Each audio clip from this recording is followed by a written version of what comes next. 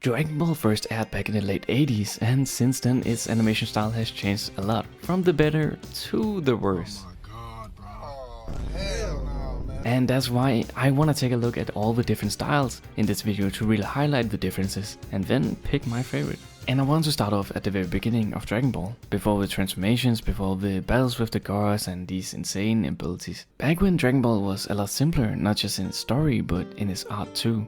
And that simplicity is exactly what gave the animation its charm. Much of Dragon Ball's early visual identity comes from the creator himself, Akira Toriyama, and his own drawing style. The original manga relied on more soft line work with minimal shading, and because Goku was a child, the entire design language kinda followed that tone, with rounder shape, exaggerated expressions, and all these characters with slightly large heads, which all add a sense of playfulness in the drawings. And looking back at it now, it very much does feel like a style made for kids. And much of this style is also very prevalent throughout the original series. And a key figure in making this happen was Minoru Maeda, who both served as a character designer and a chief animator while also supervising a significant amount of episodes himself. Which means that he was largely responsible for maintaining the show's overall visual identity. However, the other supervisors could still leave their own mark on an episode. That's why in the early series, the look of Dragon Ball wasn't really completely consistent. And depending on who was supervising an episode, the characters could look really different from each other. This is also something you will notice in other series of the show as well, like Z. As the series progresses, the artwork slowly begins to change. By the final tournament arc, the characters are drawn with sharper features and more defined proportions. Goku is no longer a child, and the art style reflects that. The playful cartoon-like look is still there, but you can already see the foundations of what Dragon Ball would eventually become. Overall, I really like this style of Dragon Ball. It's very nostalgic. Like, you can tell the series old from the quality, but it also fits the show with giving it some charm. But it's not my favorite, because that crown could go to the next one, cause that is Dragon Ball Z. At first, Z looks very similar to the end of the original series, but almost immediately everything feels a little more serious. The characters are older, taller and more muscular. The line work is cleaner, the shadows are darker, and it really shows when Goku's brother Raditz shows up in the series. The overall quality of the show is a step up from the original series, and something I only recently learned is that the version of Dragon Ball Z that I grew up watching was actually a cropped and zoomed in version. The original show was actually animated in a 4:3 aspect ratio, before widescreen TV became the standard. So later releases like the Funimation version cropped the image to fit these screens. So if you have ever watched DBZ without the black bars or on an older TV, then you have actually missed out on how it was supposed to look. Just like the original series, Dragon Ball Z's look often depended on who was supervising the episode. The three supervisors who worked on the most episodes were Masayuki Uchiyama, who supervised 71 episodes, then there's Yukio Ebisawa with 53, and lastly Mitsuo Shindo with 22. Masayuki Uchiyama did the most episodes and is probably also the most criticized supervisor amongst fans, because of his interesting looking faces. But if you ask me, he also had some good moments in between. Yukio Ebisawa is another supervisor who received his fair share of criticism from fans, but he also supervised one of the most iconic moments in Dragon Ball's history with Vegeta's sacrifice. It is also interesting to see how much his work improved over the years, with many of his Buu Saga episodes looking much stronger than his earlier work. And lastly, Mitsuo Shindo, who often drew the characters with larger, rounder eyes and softer expressions, giving his episodes a distinct look compared to the rest of Dragon Ball Z.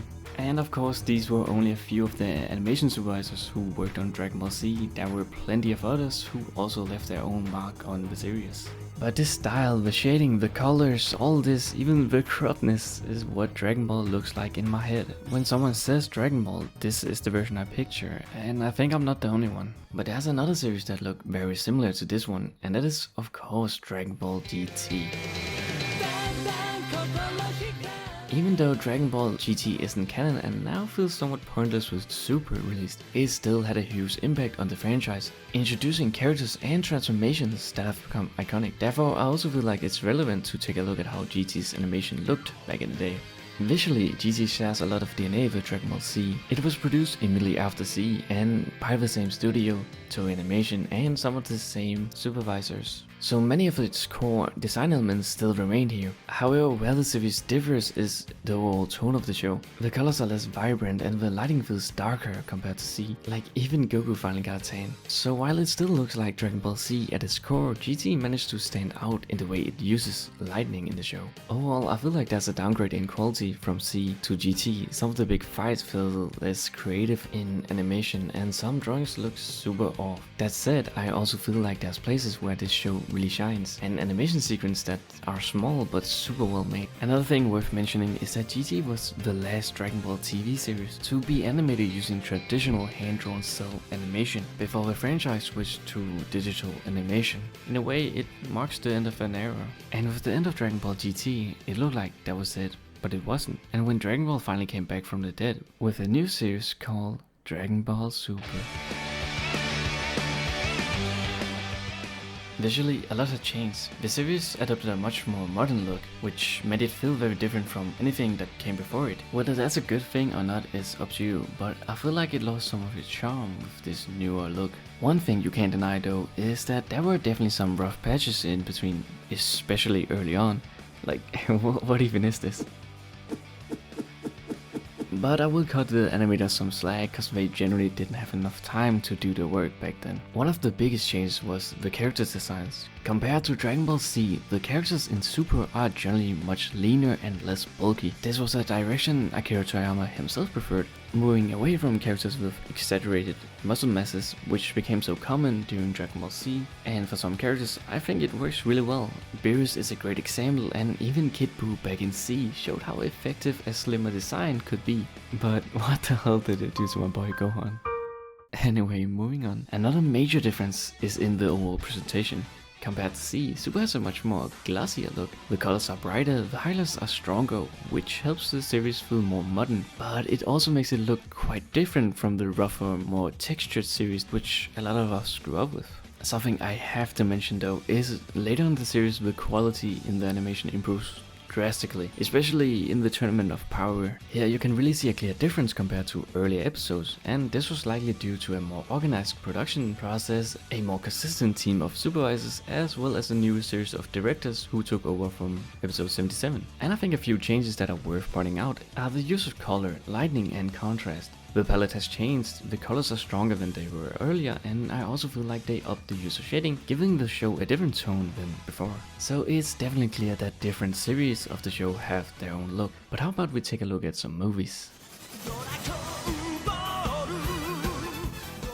There have been a lot of different movies made throughout Dragon Ball's lifetime, and some look close to the show, but just a little cooler. Did you see what I just did there? Anyway, and some stick out. One I want to bring up in this video is the Dragon Ball Super Broly movie, cause this might actually be the best Dragon Ball has ever looked. Like the colors pop, it overall has a clean look with big bold lines, the movement and fighting looks and feels really smooth, and the movie isn't afraid to experiment either. There are even first person POV shots during the fights, moments that transition into CG, and some incredible dynamic camera work that makes every battle feel fast and impactful. The auras are not a small highlight of mine. I love how they glow and shift colors during transformations, which all just adds something more to that action. And a lot of credit has to go to Nahiro Shintani, who served as the movie's character designer and animation supervisor, which basically means that he has a lot of say in how the movies visually looked. He was even personally selected by Akira Toriyama himself.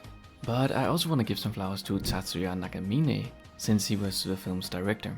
So he was largely responsible for the amazing camera movements and the interesting fighting sequences and a lot more. The last thing I want to bring up is another movie that was released back in 2022, which completely switched up Dragon Ball's visual style. Dragon Ball Super Superhero.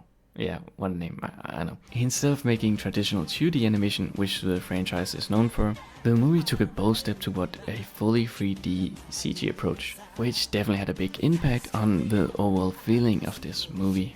And I gotta admit, I'm not really a fan of the style, but it does look super clean in certain scenes. Like, it's done super well, the colors and the lighting are beautiful, and I really enjoy the dynamic camera that follows around the characters. The level of detail in the backgrounds is another area where this movie really shines. I also really enjoy the fight scenes, they are fluid, fast paced and make great use of the environments around them. And a big part of making all this work is Tetsuro Kodama, who was the film's director. But the thing that bothers me about this style is that it sometimes feels more like a high-end video game cutscene than a fully animated movie. I think the best way I can describe how I feel about this way of animation is that I love how they made this movie, but I also love that the rest of Dragon Ball doesn't look like this. But now that we have seen how Dragon Ball style evolved throughout time, I think we should try and rank them. And I'll start off with my 6th spot, and that's Superhero. While I really enjoy how clean the characters look and the vibrant colors, the overall presentation with this 3D look is just something I wouldn't like to see in a full series, even if I enjoyed it briefly. The next one on my list might get some people mad, but my 5th spot is the OG series, and I'm not gonna lie, this was probably the hardest one for me to rank. It's charming, it's nostalgic, and it fits the original series perfectly, but at the end of the day, it's also old, and that's something it really can't run away from. 4th spot goes to GT, and honestly this one was really close with the OG series for me, but I slightly like how GT looks more. I like the darker color palette and the atmosphere it brings with it. The series also has some really creative and well animated sequences, but the problem is it's not consistent. Like, you can go from a great scene with impressive movement to something a lot worse a little later. So while GT has some great moments, it just doesn't do enough for me to put it higher. Now to kick off my top 3, 3rd place has to go to Super. It definitely has its problems with animation, but so do a lot of other series on this list as well. And if we take a look at how the show looks towards the end, it's generally really beautiful. I'm not too sure how much I like the glossy modern look, but when Super is at its best, it looks incredible. And then number 2, DBZ. Before even making a deep dive, I knew that DBZ would rank high for me. It is a big part of my childhood, so it's hard not to be a little biased. But even putting nostalgia aside, I just love the way this series looks. And it definitely also has its flaws with bad visuals from time to time. But I'm putting C over Super because the characters look generally better in this style, in my opinion. And then the number 1 spot has to, of course, go to the Super Broly movie. This movie just does it all, and it's hard to beat a movie like this. From the colors to the fluid animation to the drawing style. There's just so much this movie does right, which is also why I have to give it the 1st spot. But anyway, that's my ranking, and now I'm really curious to see how you would rank the shows and why. So feel free to share down below.